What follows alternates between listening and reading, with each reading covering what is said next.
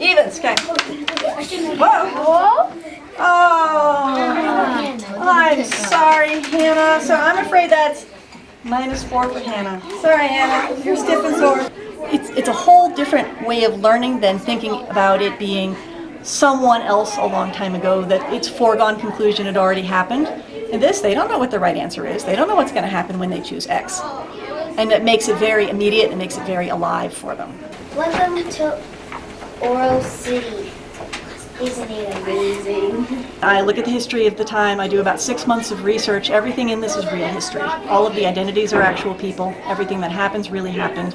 All of the photographs and maps and everything are real.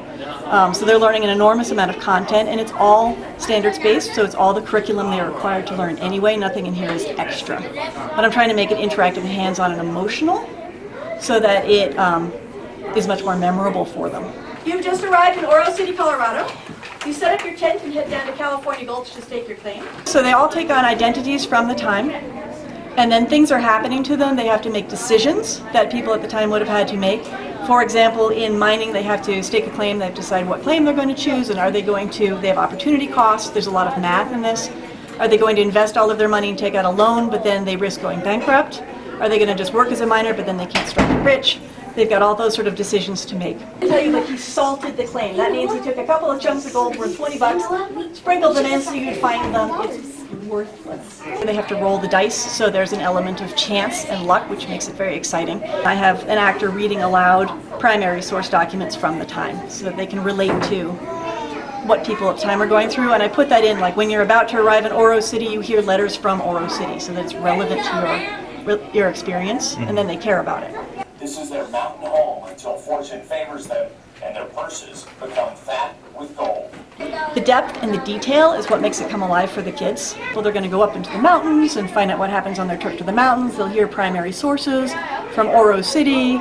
Then they'll get to pan for gold. We'll talk about panning for gold.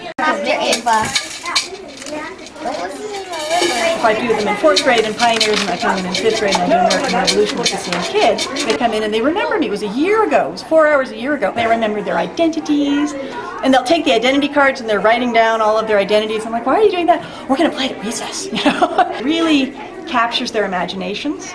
When you have a learning experience that's connected to an emotion, it's easier to retrieve that information, which is why I'm making it emotional for them. So I want kids to love history. And I want them to go home excited about what they learned at the end of the day and can't wait to tell their parents about what they've been learning. Okay? You each made 300,000.